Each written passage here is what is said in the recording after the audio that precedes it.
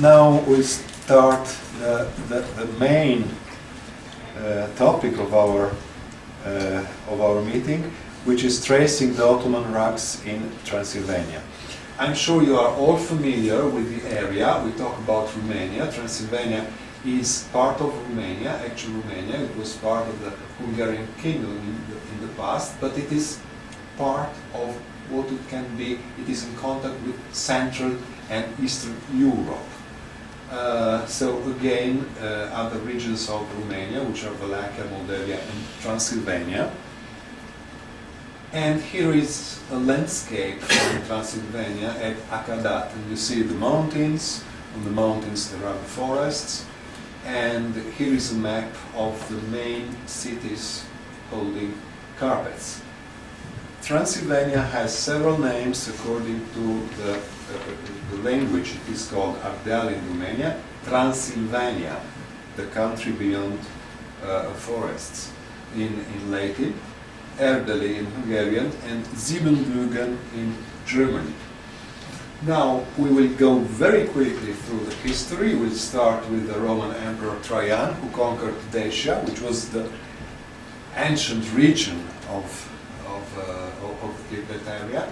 The Roman domination lasted till 270-75, when Aurelianus, who built the walls in Rome, withdrew the armies. And the Romanian people in the middle of the first millennium was converted to Christianity. In the 10th century, Hungarians who settled in the Pannonian plain started a campaign to conquer Transylvania. And in the 12th century, the southern Transylvania was colonized by various groups of German origin. And only in 1206, in a document of the Chancellery of King Andrew II, we find for the first time the term Saxones, which is the name of these people of German language who are part of this story. Now, I'm sure you know a lot more about Transylvania and the Ottoman Empire, which had a very, very important role in the whole story. We all remember 1453. Then we should also recall 1541, the Battle of Mohacs, when Hungary became a Pashaluk, but Transylvania became an autonomous principality under Ottoman suzerainty.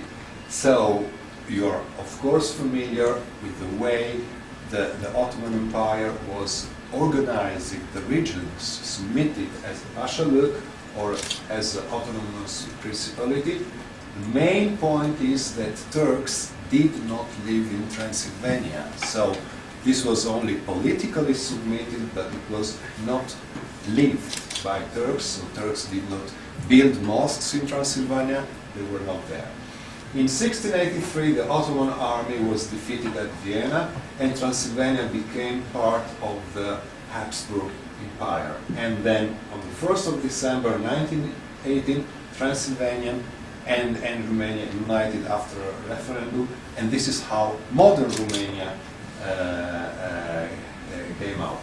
This is 1st of December, the national birth date of our country. Now, all this is in my book, so don't take notes, it's history. What we should remember also is that Transylvania, after the Reformation, the Catholic Church, had a very, very different religious situation. The Romanians were mostly Orthodox and also a few Roman Catholics or Greek Catholic. Hungarians were Roman Catholic, Calvinist or Unitarians, while Saxons, old Saxons, became Lutherans. In fact, all the churches where we find rugs today are Lutheran churches of the Saxon minority. But you will see, this has nothing to do with the religion, although a lot of speculation was generated by this fact. and another population, settlers. I know it's complicated, but we must mention, because if we talk about these rugs without mentioning who are the people who really kept them, preserved them, I mean the Saxon, it is not something which is culturally acceptable. And just to mention that Calvinist, Unitarian and Lutherans are called altogether Protestant. So very often in the literature you find Protestant churches of Romania, which of course include Lutheran, but today we have 380 rugs in the Lutheran churches of the Saxon minority and 3 or 4 rugs in the Hungarian minority churches. Now, this is the central point of my talk, and I will be extremely happy if everybody will accept these 4 steps, which took me a lot of effort, and I tried to summarize as an engineer in a very, very simple way. This explains the phenomenon. The phenomenon is many, many Turkish rugs, which come from an Islamic country, in Christian churches. And this is, of course, not normal, not natural, and it doesn't happen anywhere else. There are no other places which such a great abundance of rugs. And we must distinguish 4 steps: the arrival of the rugs, the accumulation in Transylvania, then the ingress of rugs in the churches, and finally the survival in the Protestant churches. We will go through these steps, and you will see that at the end everything seems quite easy, quite logical. And of course, if you have questions, you will be welcome to ask me. Trade was the way rugs arrived in Transylvania. This is a later painting made by Franz Neuhauser at the end of the 18th century, something about 1800, which is showing exactly a fair in Transylvania. And I'm sure you recognize here, no? Probably some Turkish merchants, and we can speculate that these are loads of carpets, but it doesn't really mean. Anyway, about trade, we have many documents which set the rules of the trade between Hungarian and Transylvanian merchants, no? And the Ottoman port, like for instance the Firman of 1483, which is actually a peace treaty between Sultan Bayezid and Matthias Corvinus, no? And granted to the merchants several rights. Let us also mention that one of the custom registers which survived, because the problem is that not all the registers survived. No. One of these, of 1503, states that over 500 Turkish rugs entered the town. This is an enormous amount of rugs for that time. If we try to understand how many rugs entered during the centuries, well, it will come to something which is thousands and tens of thousands. So this is an extremely important document which nobody contests, because we have the name of the merchants and some very short description of the garments. Now, let us also mention that the trade involved merchants from Turkey. Of course, there were merchants from Turkey taking rugs from Edirne through the trade routes to Danube. Then, at Danube, rugs were taken by other merchants, by other subdealers, who eventually were Moldavian or from Wallachia or Saxons, or even Romanians from Sibiu and Brasov, or Hungarians from Cluj. And we know this from trade registers and custom registers, where we know the names and we know the goods. And this is very important. There were also Greeks and Jews living in Transylvania. So now we have a better picture of the trade. And what was the role of the rugs? Because now we saw how rugs arrived. But the reason of this accumulation is that rugs had a very special role in Transylvania. They were assets, no, which were related, of course, with the idea of prestige. And here I have some ideas which are all documented by the role of rugs in Transylvania.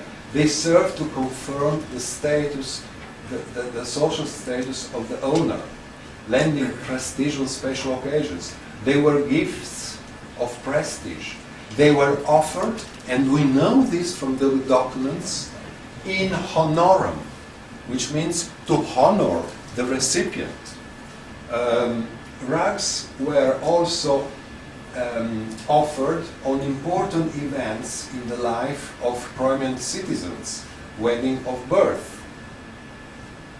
And in this case, they are mentioned as donum. Only in 1538, the municipality of Brasov donated for such occasion 27 rugs. And as they are very precise, we have the accounts about these rugs which were eventually bought. And also, which is very important, rugs were used to adorn the homes on the walls, and we have the German name Wandteppich. Teppich means rug, Wand means wall, so wall teppich, no? And this is very important to understand later the salvation of these rugs, the survival. So they were not used on the floor. Good. Here is a short slide with owners of Ottoman rugs in Transylvania, which of course is related to their role. There are municipalities, guilds. So the Saxon guilds, which were the workers, the locksmith, used also to offer rugs to the church, and we see later. Public personalities. Of course the patriciate, starting with the Hungarian nobility.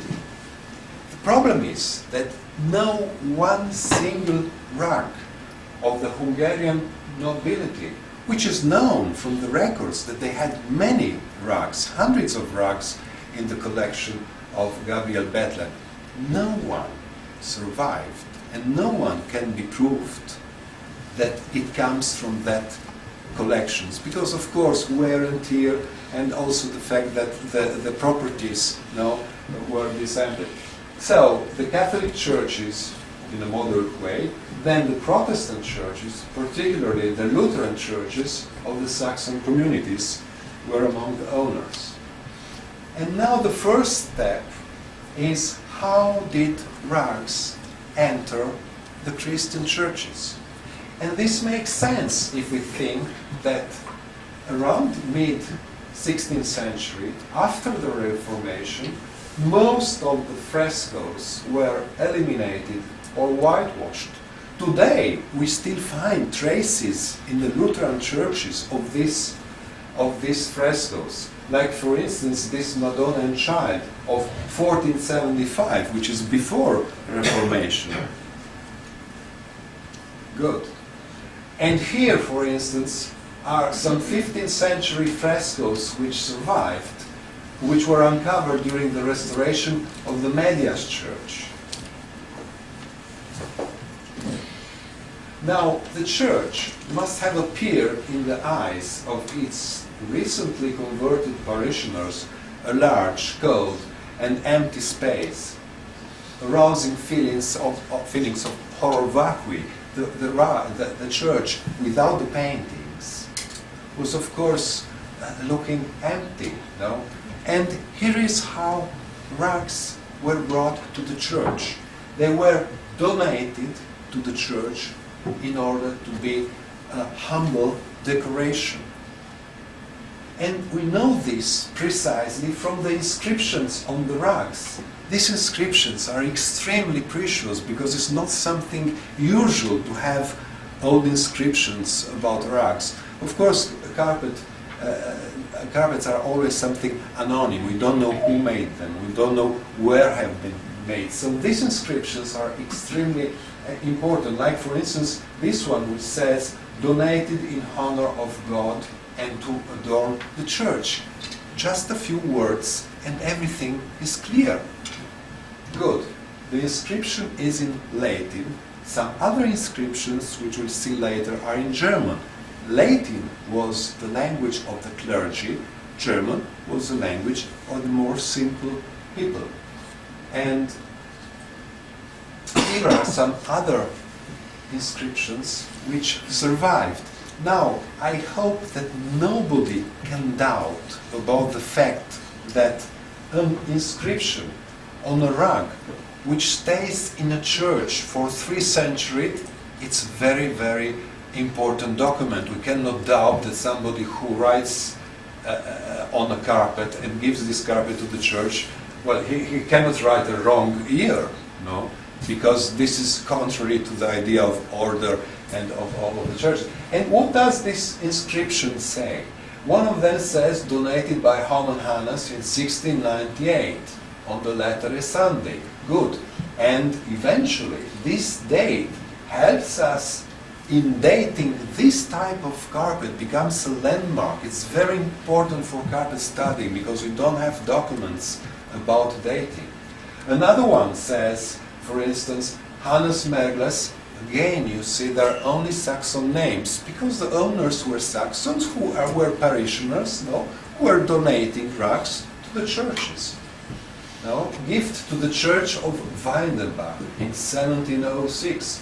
And here is the locksmiths guild, no, who is strongly mentioning on a rug belonging to the locksmiths guild. So this rug was played behind the benches, and you should not stay on their benches because behind these benches it is written, this rug belongs to the locksmiths guild. Good. And you see from small things. But despite all these things, which of course were not published, were not known by everybody, there were a lot of false theories. And the reason I started this adventure in writing the book, in making lectures, is trying to eliminate the false theories and talk about these rugs as they were. For instance, one of the false theories is that the sultans were offering these rugs to the churches, but there is absolutely no reason, first, and there is no document. There are some cases when sultans offered rugs to submitted countries, but we cannot relate the hundreds of rugs in the churches to this kind of gifts. Other theory is that they were war beauty. I cite from a text, rugs were abandoned by the Turkish high officials when they withdrew and then displayed in the church as trophies. Bombastic. Or another one, tribute raised by churches. No, churches never raised tribute in rugs. This was customs. It is totally different things. Or this was something which even in Transylvania, even the bishop, when he wrote an introduction to my book, he mentioned, and then I asked him to return on this point, gift from merchants. But the question is, why should a Turkish, Jewish, Greek merchant offer rugs only to the churches of the Saxon minority? It makes absolutely no sense. Okay? And why don't we find any trace on the rugs, in the papers? There is absolutely no document, and it makes no sense if you think. It is not normal that a Jewish or Turkish or Armenian or Greek merchant would offer rugs to a church. What for? So another theory was that they were made in Anatolia especially for churches. As I showed, the root trade passed different hands. It was impossible to know for the weaver, for the woman in Anatolia who is actually doing a rug, where it will finish. So this is an absolutely unrealistic idea. Okay, there was a market demand. This is normal trade. Everywhere, every time, when there is a market demand, somebody will produce the goods in order to fill this demand. Another one was copying the Turks. Carpet were used to adorn the house of God. I don't think that people in Transylvania, the parishioners, the German-speaking community, were aware of how Turks were using carpets in Turkey. I really don't think they were traveling very much to mosques and to Turkey. So again, I think it's something which is not grounded. Or other theory says used by Muslims to pray, but Transylvania was not inhabited by Turks, and it's quite unlikely that Muslims would pray in church. To me, it makes not much sense. But the theory which made the greatest disaster to this ensemble, was Bode and Charles Grant Ellis. Charles Grant Ellis is the greatest American scholar, and of course I don't want to diminish his prestige by no means, but he had a very strong opinion, and this strong opinion contaminated a lot of his books. He thought that all these rugs, which you saw only in part, were done, Holbein, Lotto, Transylvanian rugs, were made in Wallachia or in Transylvania or in European Turkey. The fact is that there are absolutely no proofs. These are village productions, home production, but it's absolutely clear Anatolian production. Good. I don't know if you want to ask any question. I will be happy to answer. And this is something which is quite complex. If you survived to this first part, I think we are on the good track. Good. And this is for the first time I show this photo. I'm so grateful to the researcher in Sibiu who showed me. This photo has more than 100 years ago. This is a church of an asylum in Sibiu, not the great church, the church of the asylum. And here we see how rugs were placed on the pews. And now we understand, and we see later, rugs which have exactly this kind of wear, which is because they stayed on the pew, not because people prayed on them. Are there carpets in Sibiu in the church? Yes. I've been around. In the museum, in the Bruckenthal Museum. In the museum, yes, but not in the churches anymore. These carpets which we see in this photo, I was able to trace in the museum. I see. And now, because I visited the museums, yes, but I could not see the carpets. because you didn't come with me. I'm very sorry. Next time. Thank you. Yes, sure. And so this is a fantastic image which shows everything. There is not very much to add. Okay, good. And now let us go to Brasov. You heard many times about Brasov. It's a wonderful town. It has, this is a reconstruction with the defense system of the 16th century. We see the old town, which was a Saxon town. Brasov was a Saxon town, although it belonged to the Hungarian kingdom. And this is the Black Church, which was the biggest church between Vienna and Istanbul, Constantinople, Hagia Sophia. So it was a very important monument. Actually, it is the greatest Gothic monument in Romania. So it still stands out as importance. Good. And again, here is the Black Church of Brasov. The name of the church comes from a catastrophic event which happened in 1689. And the spring of 1689 was being very early, dry, and unusually hot.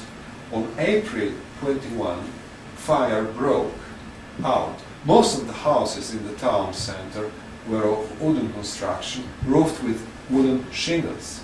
Firefighting resources were rudimentary, and it proved impossible to contain the flames before they reached the church. The roof succumbed first, then the interior with the organ, the altar, the pulpit, and the pews. As the bell melted, it collapsed, destroying the tower clock. It is very likely that all the rugs in the church were destroyed, as was the important library of the Saxon Gymnasium. I just read this reconstruction made by Gregor newspaper, because I found on the market rugs which survived to the great fire of Brasov, which is impossible, because if the tower bell melt, you can understand that for rugs there is no hope to.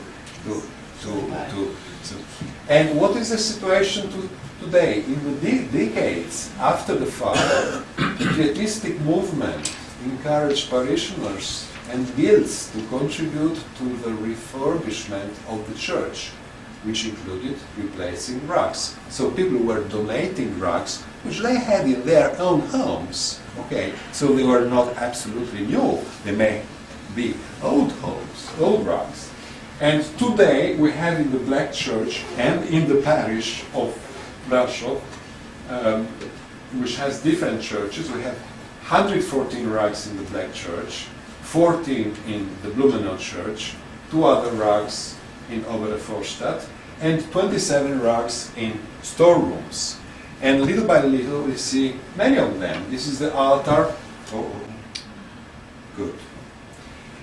Here are some of the rugs which are stored in the Black Church. We went through some images which were connected, and now we reached this beautiful lotto, which comes from a smaller parish, but some parishes, as they don't have any more enough security for their churches, are storing the rugs in the storerooms of the Black Church. So actually this is only stored, is not exhibited. It's a unique example with this wonderful border with blue ground and showing this very nice infinite knot, which I found, for instance, in a Byzantine mosaic of Maret al-Numan. I'm sure many of you know it, in northern Syria. And I'm almost sure that many motifs from the Byzantine mosaics have been picked and traveled along the Anatolian tradition. It's very normal to have this situation. Good. And this is a small medallion Ushak, which is a well-known pattern and which is thought to be ancestor of double niche rug. And this is the only so-called Bellini rug which survived in Transylvania. Actually, it survived only this fragment. This is a very similar rug which was published in a book. And here we are in the Blumenau Church, where there are 14 other rugs and some very interesting examples, white ground Ushaks, and of course other. And this is the Hungarian Lutheran Church of Brasov, where there are 4 rugs. When I count the rugs, just not to be misunderstood, I only count early rugs before 1750, so I don't count 19th or later century rugs, because then you don't have a stop. This is something else which arrived in different times. So I only count, for instance, this prayer, for instance, this lotto, for instance, this double niche Transylvania. Any Persian rugs? No Persian rugs, I'm very sorry. And this is a very good question.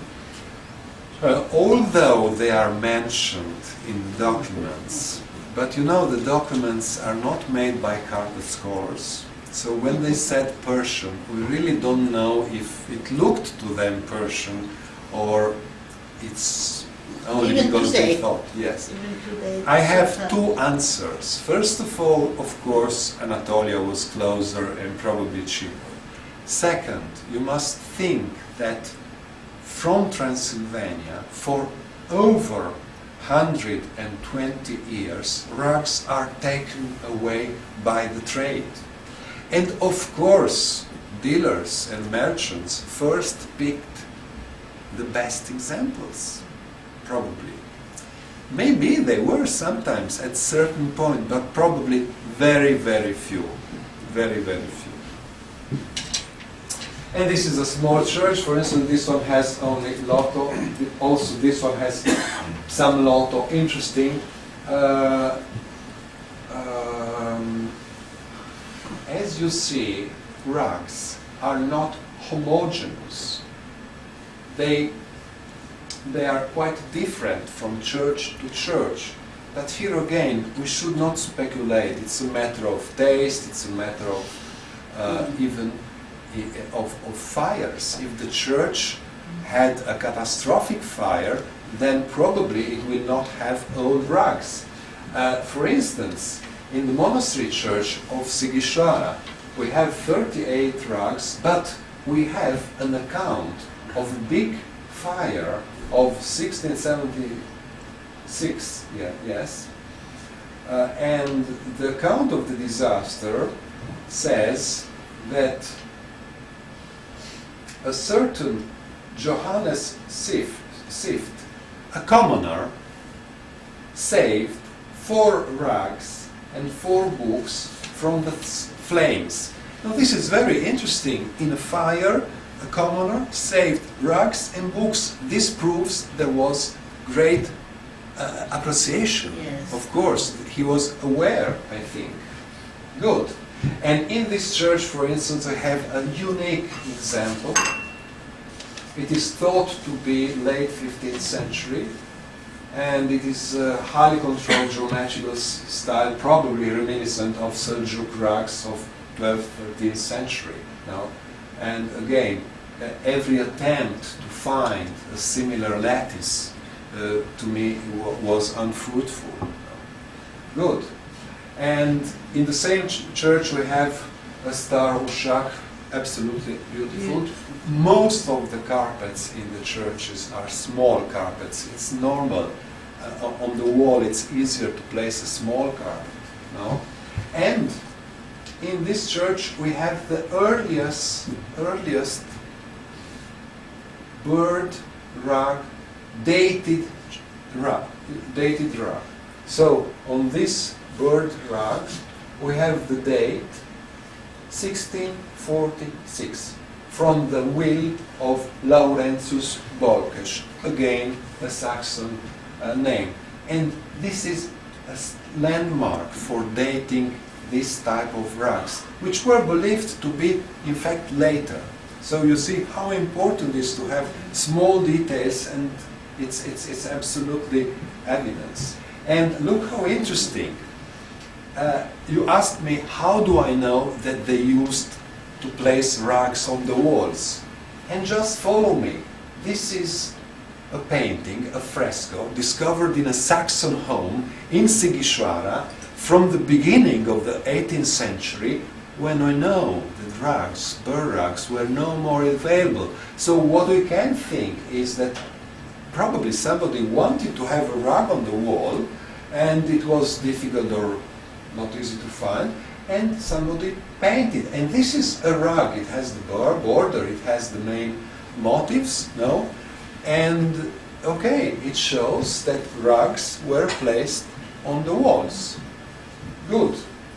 As they are placed today in the church in Sighisoara, again a Saxon church. And in this church we have a rug with the longest inscription, which is saying, having obtained 2 benches after long persistence in gratitude and in honor of God, the fraternity guild has given this rug to the church in 1689. So again, we have a clear proof of why the rug is there and who was the donor. And now this is one of my favorite places. It is the church of Birten. This was the church of the bishop of the Lutheran church in Transylvania.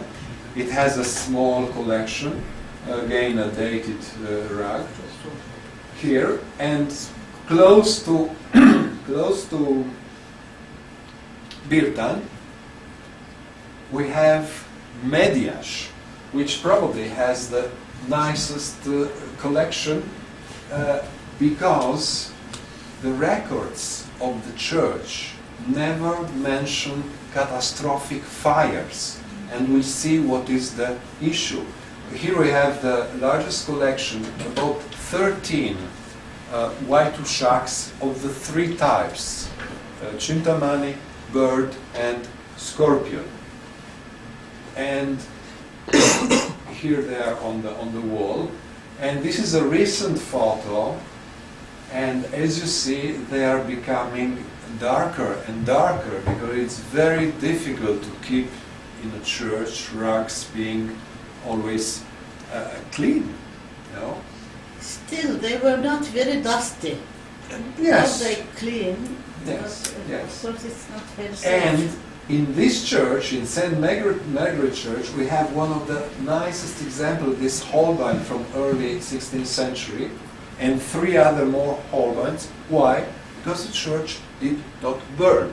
So the late examples survived, are there. And here are some examples which has been brought from smaller parishes which were survived, of course, great damage of moth and so on, but still we have, yes. I was mentioning this small pattern Holbein, which was exhibited in Budapest, and it's a very nice example. And you will laugh, but it was published by Ellis in his famous book as Wallachia, Romania, which is absolutely impossible.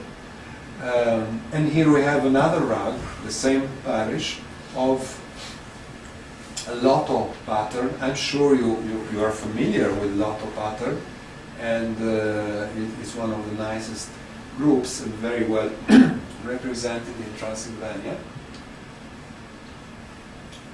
And here we come to something which brings us to our days. In 1933, a gentleman from Sibiu called Emil Schmutzler published a book.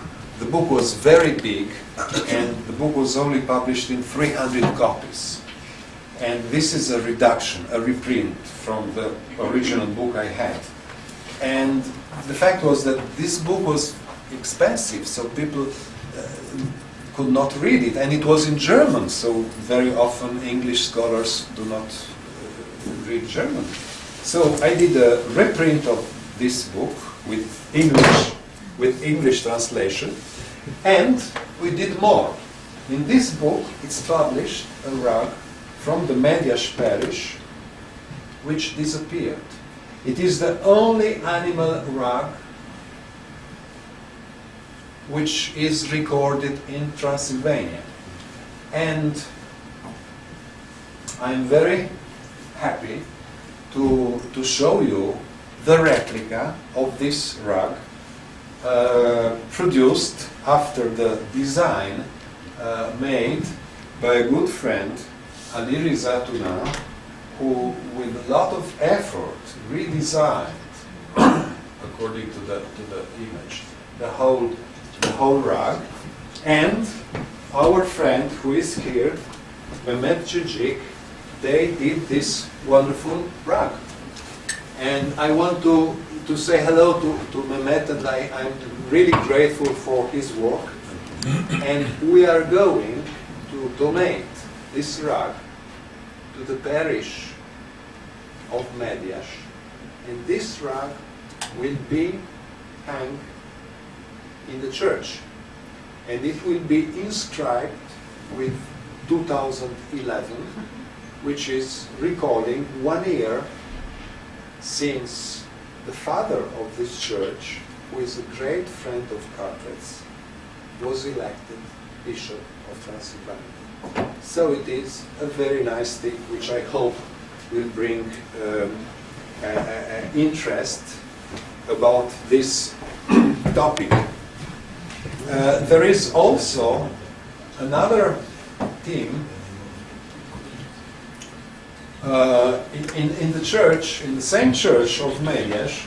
We had also a wonderful scorpion white ground rug, and here is the reproduction, the design made by Christopher Robin, who is a very enthusiastic architect from, let's say, Oakland, San Francisco, yes, and our friend Tekin Ibrahim achieved the rug, I think, in Konya. Yes, in Konya. And other samples which we have here are an attempt to create new rugs very, very close to the old rugs. And you will not believe how difficult it is. Colors, techniques. No, it's not a problem of dollars. Colors, dyes, of course, wool, technique, everything is very, very changed. No? And I am extremely happy to have these samples here. These samples are done by Ibrahim, and I am glad that we join our efforts. My project is to substitute the rugs which are missing with high quality replicas, and then to encourage the parishes, the people from the parishes, to accept replicas instead of highly important examples. So they rotate them, and the highly important Holbeins, Lotto, and so on will stay for some time in museum, will be cleaned, and so on. It's impossible to keep these rugs in, on display and have them alive in the next 500 years. I'm sure you all agree, and I would be grateful for any suggestion, any opinion about this topic. Good. Questions? What about some other type of textiles? I've seen yes, in the black a church. cushion. A cushion. You will see it, I think, later.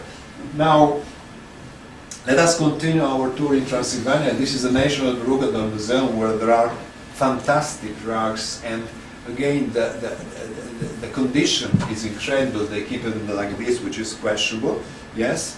And this is Alberto Boralevi, who was a great friend of our project, and we will have this year a tour with the Textile Museum from Washington.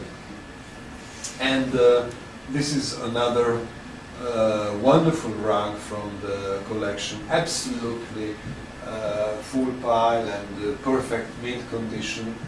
And this is the largest rug in Transylvania, a Holbein rug, which with a very distinctive border, this kind of border, you see, yes.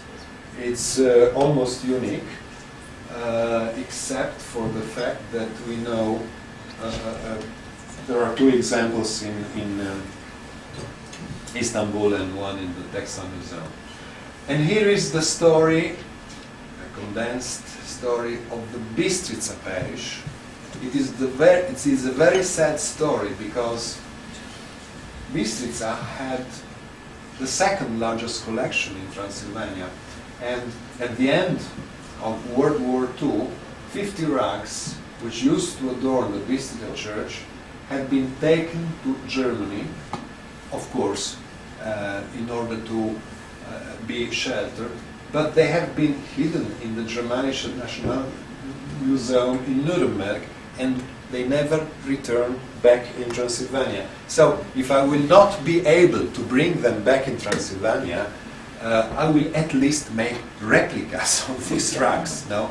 And show them in the church. This is one of the carpets from Bistrica, and this is absolutely unique. There is no other example with this kind of border. It is the border I show you on the Holbein carpet, and it is the earliest Lotto carpet in Transylvania. If we take the border as a parameter of the date, it can be dated at mid-16th century, and there are no many kilim rugs. It shows kilim style of this type, of this age. So you understand what an important collection is not known, is not published, and was still there. Here are just a few other examples. In the Turbe Islam we have the same border in Washington, and on a small Holbein in Rome. But this one only happens on that Lotto. Good.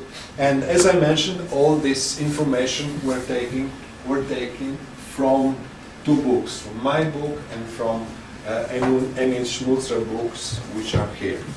And now let us go quickly to the Transylvanian rugs. Are you not falling asleep? No. You're sure? I don't know if you will be alive at the end of this topic.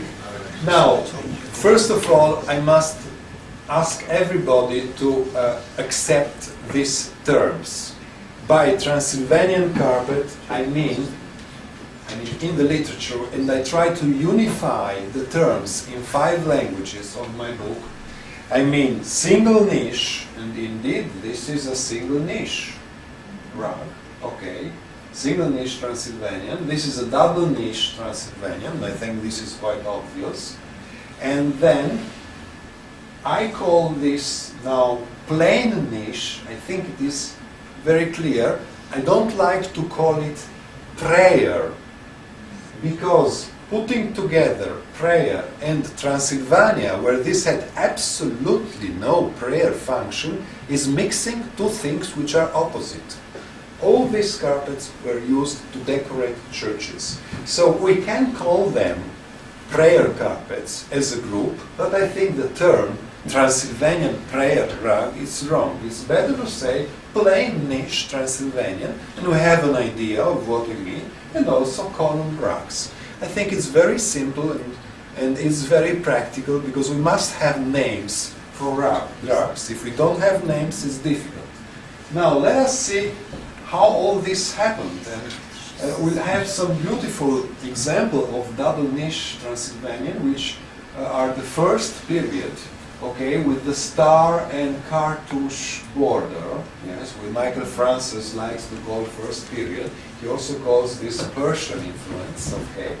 And again, this is a very nice design, and in Transylvania, as in Skåker Castle in Sweden, we have exactly the same carpets. This shows that they come from the same origin. And this is a later, a second period, and you see the field is becoming less crowded. There are not connections between the elements, and the elements tend to be aligned on the central vertical axis. Okay? Good. Now, in Transylvania we have one example, and this is the only example I know of a pair of twins. And this is extremely interesting to learn or to guess how these rugs were made. After a cartoon. It is clear that this reflects the same rug, probably the same hand, probably in the same epoch. No?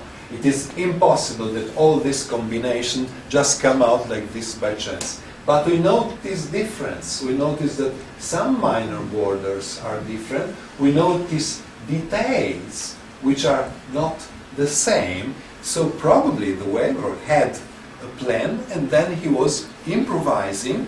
The question is, Was he working after memory, or was he working after a plan? It's an open question. It's just one of the many questions, and it's one of the very interesting things which you can see. Now, when we talk about the origin of the design, we must think at the Ottoman velvets, book binding, small medallion shacks, or medallion shacks.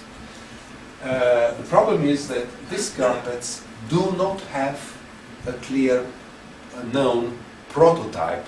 So now I'm trying to guess, together with you, where from this design came up. And as I mentioned, in book binding we have this kind of design, and we can see the star and cartouche border. Or if you come to Rome, for instance, you'll see in front of a statue of 16th century, very similar design, which shows that this was something quite spread. On Ottoman velvets, we see more or less the same double niche design. And usually the literature tends to consider the small medallion ushaks as being the ancestors of the double niche rugs. But there is a problem. There are some missing links. All the double niche Transylvanians with ushak, with this cruciform medallion, are late copies. We don't know any rug with this kind of medallion and the star and cartouche border. So, you see, there is a missing link, and I try to figure why. Again, this is a late example. It's clear, derived from the ushak, small ushak. And other examples, and again, they have late floral borders. Now, I will try to explore a new theory, and we must keep in mind that there was an edict of Kütahya issued in 1610 by Sultan Ahmed I, prohibiting the representation of the mihrab, or of the Kaaba, on objects that might reach the countries inhabited by infidels. Okay, let's just keep it in mind. I don't say that this is everything. And we will explore a theory based on two facts. The design of the field of the double niche Transylvania is a simplified version of the patterns elaborated by the Ottoman Kurd workshops. And the double niche Transylvanians are derived from the single niche rugs. And you will not believe, but this morning, visiting the tomb of Selim II and seeing these wonderful tiles, which are exactly, I don't have the photos on the computer, but they are exactly the single niche rug transposed on tiles. So, you see, this design is something which doesn't need any presentation, exists everywhere in Istanbul, in Bursa, and so on. There are carpets, which are called Kairan prayer rugs, which have this design. And what I say is that the single niche Transylvanian is derived from these designs. And now we try to see which are the issues. The issue is that, in fact, if we look at an Ottoman Kurd rug, like this one, which is from the Museum of Angewandte Kunst, MAK in Vienna, and we compare it with the field of a single niche, we see that every element on the single niche can be related with some sort of fantasy. For instance, this leaf here, half leaf and half flower, well, it can be something which was this simplified, okay? But anyway, we have the form, the ascending design with the palmettes, and you see how the design maintained during the time you will see this core, the palmet, and these two shapes which I don't know exactly how to relate. But if we look at another single niche, and I found, for instance, a double niche without the lamp, where we have exactly the mirroring of the niche. So the niche was transported down to make a sort of counter niche, not all the decoration. The decoration remained almost the same, only the niche. So this is a step, let us say, in between. And once we know this aspect, we find many aspects of a single niche to double niche. And you see how here we clearly have the niche, as we see it in Selim monument, and the counter niche, which is done in an almost different way. Here again, from single to double niche. And what I say is no way to get this design from the small medallion design. Now, I know I'm going a little fast. Recalling the Ottoman Kurd rugs, there are other elements which we can find on Transylvanian. For instance, we have this type which shows exactly the palmet, and in this case it is a pomegranate border, but the minor borders are clearly the same. So it is very possible that it was the Ottoman card, prayer rugs, to generate the new design. The problem is that we don't know about the